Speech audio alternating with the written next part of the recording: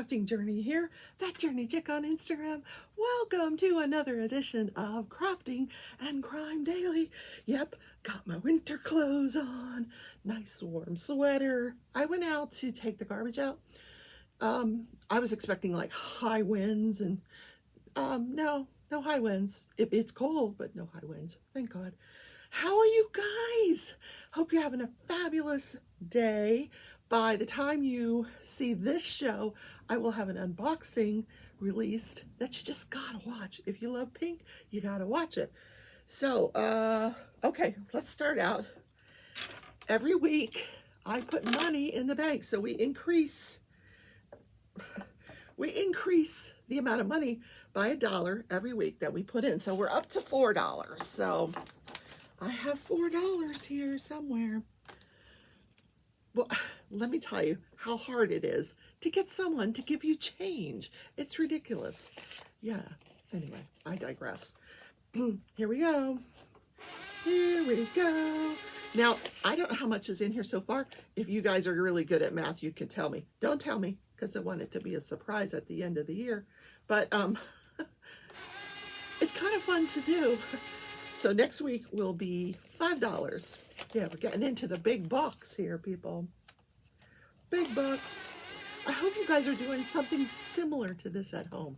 Saving a little money for, you know, something. I'm saving it for the 2 retreats I decided to do next year. So, and look, it's locked. Can't break into it. If I put in a code, uh-oh, not the right code. Okay. All right, I'll put that away. Got a delivery yesterday. Cocoa Daisy. Now, my sister was sitting on the porch when I get home. She's like, you got mail, and I think it's hot cocoa. I'm like, no, it's my planner stuff. She saw the word cocoa, and she thought, oh, Rebecca's got chocolate. Nah. That would be kind of cool, but nah. All right. So I took the tape off so we could open it. It comes in this pretty yellow wrapping paper. The lighting in here today is just really crazy weird. Okay. Let's see what we got. I kind of peeked already, but I haven't opened anything. But it's this gorgeous winter mix. It's called Winter Twilight. Look at that. Now this card gives you like the colors of whatever's in the box. Isn't that beautiful? It's called Winter Twilight. This December collection, Winter Twilight, is inspired by snow-capped mountains, cabins nestled in the woods, and majestic pine trees. These are scenes you might find in the Swiss Alps or the quaint town of Estes Park, Colorado. A palette of icy blues punctuated with splashes of red, pink, green, and gold will put you in the mood for snowflakes and hot cocoa, for cozy fireside lounging, or maybe even a hike through the freshly fallen snow. Doesn't that sound amazing? Yeah, I'm out of here. I'm going there. So look at these colors. Look how beautiful. All right, what did we get? Let's see. Well, for one, I think we got like a little zipper pouch. I like these zipper pouches. I can store a lot of things in them. And I like the color of this one. To start off with, I'm going to just store whatever I got in here.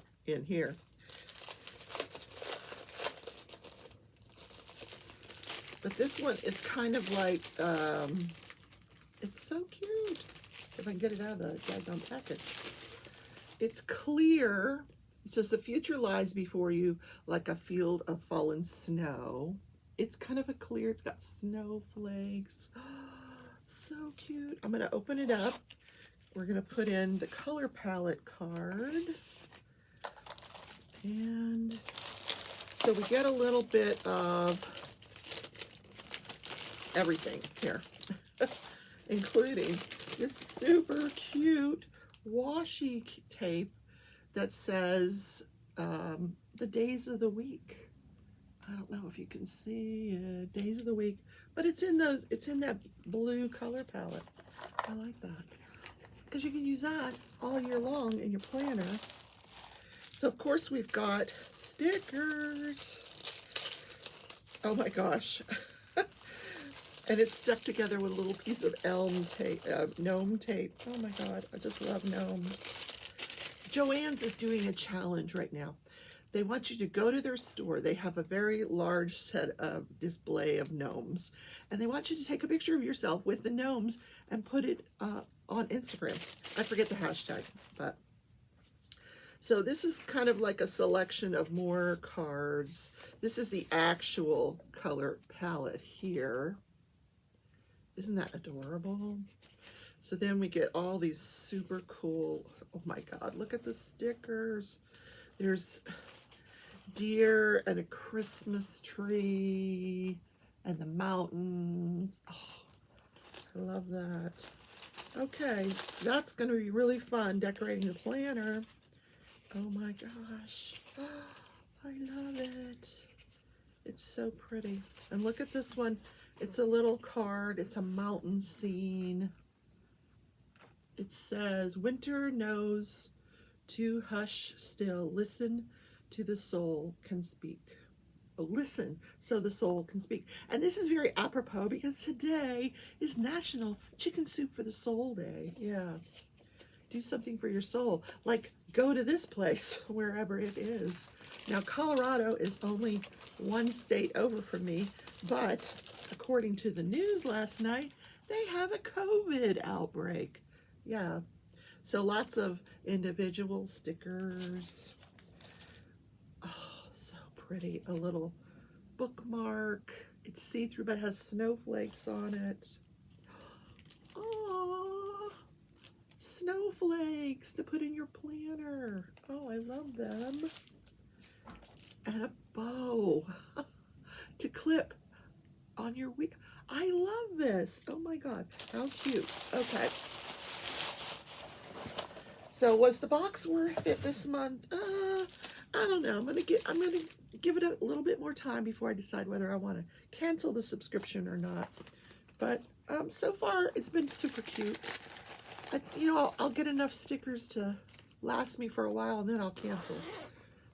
But I put it all in here and then I'll just put it with my planner stuff. So let's get the planner out. Got a pen right here. Okay. November. Finally paid the rent yesterday. I texted the landlady. I'm like, just tell me how you want to get paid because the app wasn't working that we usually pay through. And I'm like, just give me your address and I'll mail it to you. I'm like, I know you're getting these texts. So it's like, stop ignoring me. Do you want your money or not? So she finally gives me her address and I'm mailing her the check. Like, are you evicting me? What's going on? All right, so today is Chicken Soup for the Soul Day. Chicken soup. And this day in history, we're going to talk about John Denver. Take me home, country roads, to the place I belong, West Virginia, Mountain Mama, take me home. I'm writing in here something that is going to blow you away, but I can't tell you yet. No, it's a secret. I'm so excited because I'm putting together this event, Diamonds in Paris, and I've gotten 2 more sponsors, and one of them is going to, well, they're all going to blow you away, but one, oh my God, when you hear, you're going to be like, what? Yeah, just, that's all I'm going to say about that. So, National Chicken Soup for the Soul Day. I'm cold. I didn't put the heater on in here. I hear duckies. Do I hear duckies? Meow. Meow, are you cold? Where are you guys? Uh-oh, they're in the kitchen. I've been trying to do these little short videos with the cats. Well, they've discovered that if I'm around them with the camera, they don't want to do anything cute. But now they're in the kitchen. Uh-oh. Wait. He's running.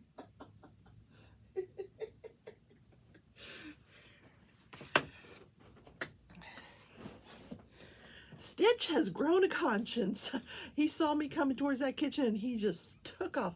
What I've been doing is I have the spray bottle in the kitchen. And if they know that they're not allowed on the counter, so if they see me coming, they're like, oh no, she's gonna spray us. Yep. So he took off. So I don't have anything on the short video for today. Not yet. What are they doing? I keep hearing weird sounds. These cats. Chicken soup for the soul day. This is a day to like nourish your soul, help nourish other souls, tell a beautiful story like John Denver, Colorado. Go to the, here's what I want to do. I want to, like, my ideal getaway is just to go drive one state over, rent a cabin for a few days, just kick up my feet, read a book, do some crochet by the fire with a nice cup of hot cocoa and Baileys. Oh, wouldn't it be amazing? Yeah. That would nourish my soul. So, funny story about, nourishing our souls. It could be like singing a song to yourself, like, it's Friday, Friday dance, Friday dance, Friday dance, twerking, twerking, twerking. Yep, that's it. That's all you get. Pick up a book, an actual book.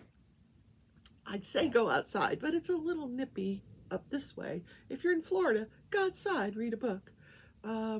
Or just throw a coat on and go outside and read a book. Meditate, go for a long walk. Yeah, clears your mind, resets everything, gets you ready for a wonderful day. I do that at the hospital time. If things are getting stressful at work, I just put everything down on the desk, get up, put my mask on, because you still make us wear that gosh darn mask at work. Well, because it's a hospital, so I have to. And I go for a walk. Now, I've told you guys before, my hospital was built around a church that was built in the 1800s. So literally in the center of this hospital is this ancient church. So I'll go down to the floor level where I can see it through the glass.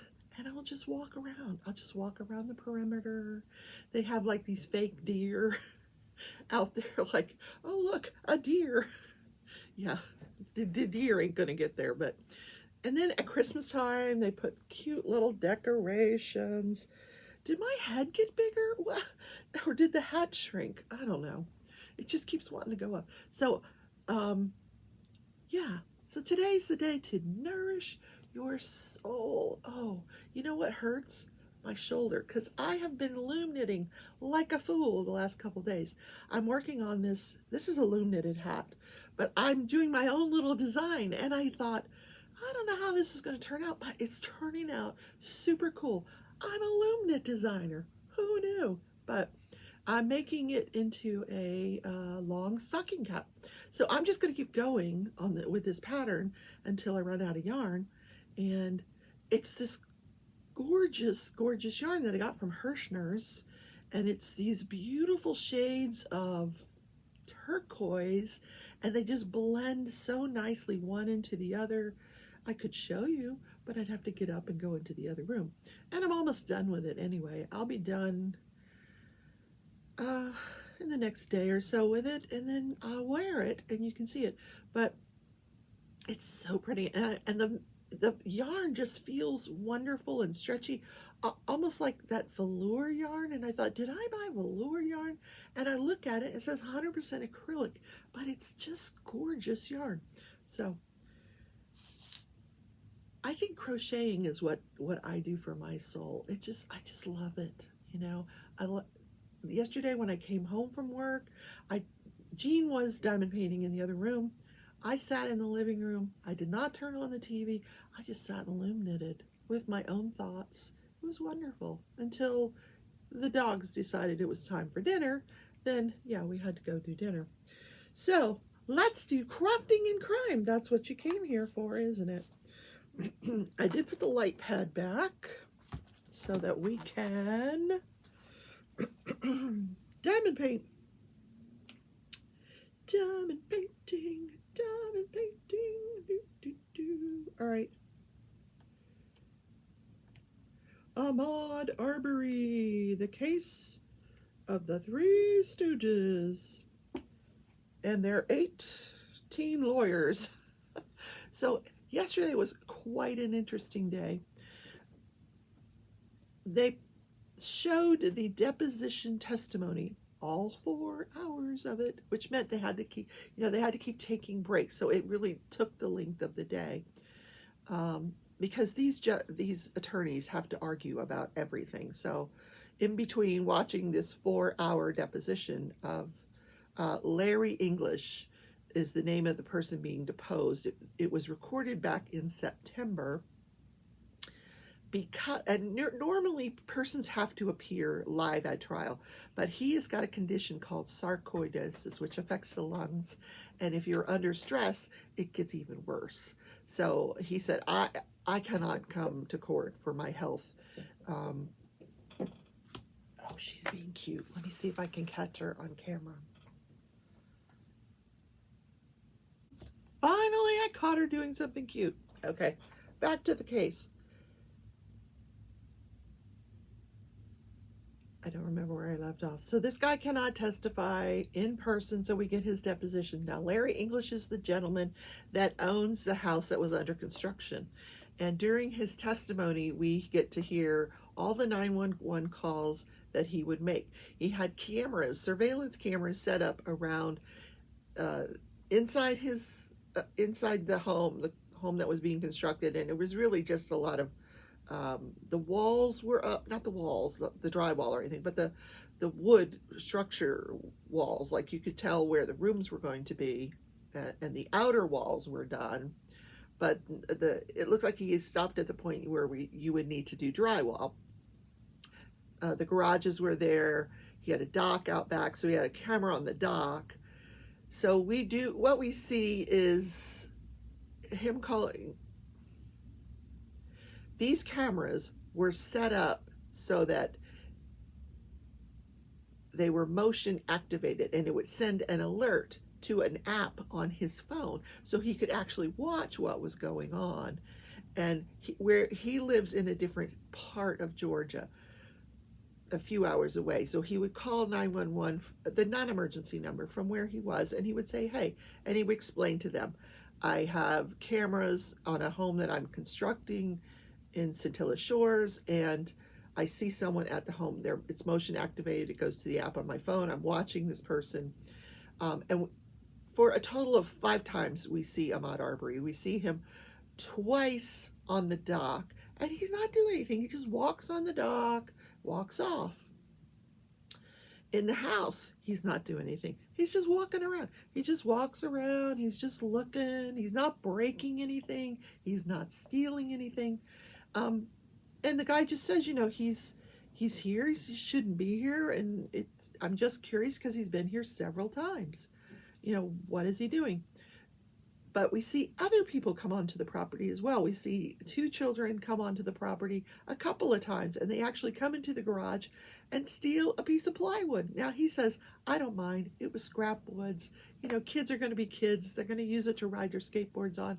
It doesn't matter to me.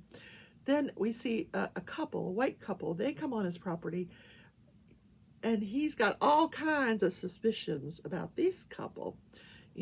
I think they're the homeless people that are hiding under the bridge. Things have been stolen out of my boat, and this could be them. He never says any of that about Ahmaud Arbery. Now, he doesn't know that it's Ahmaud Arbery. He just knows that it's a black man. The interesting testimony was that he never asked the McMichael father and son Stooges to watch his property, nor did he ask Mr. Burns to watch. I don't know if that's his name. I don't know why I cannot remember that man's name. The third guy didn't ask him to watch his property either. There was a gentleman that he had a conversation with who offered to watch his property, but it wasn't any of these three guys. He never saw any of those three guys go on his property, nor did he. He'd had conversations with the McMichaels once or twice in the few years that he owned this property, but you know, he wasn't really friends with them, like socially, where they'd have barbecues together. Nothing like that. Nor the third guy. Now, here's what happened that was super interesting yesterday. The Reverend Al Sharpton pays a visit. He apparently visits the courthouse. My nose itches. He visits the courthouse, visits with the family. Now, there's a certain spot set up in the courthouse for the family, and I've seen the family. I've seen the mother. She broke down crying.